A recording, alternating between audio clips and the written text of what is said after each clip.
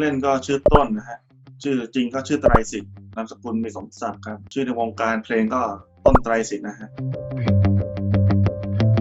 ก็ผมร้องเพลงคุณครับ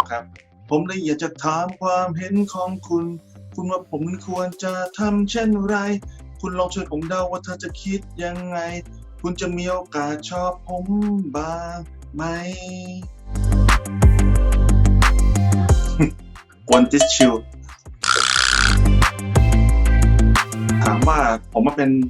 ศิลปินได้ยังไงผมบอกได้คำเดียวครับผมมี FC เป็นเจ้าของค่าย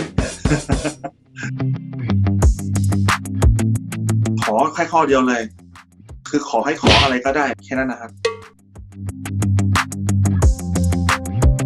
พี่จะขอผู้หญิงคนหนึ่งที่น่ารักแล้วก็หาของป่าแบบพวกเซอร์ว่าเก่งๆ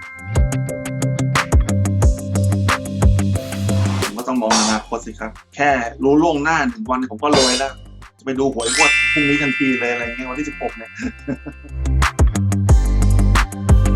เอานิ้วแล้วกันนะนิ้วผมว่านิ้วผมค่อนข้างจะดูนักดนตรีนะตอนเด็กๆเนี่ยเคยมี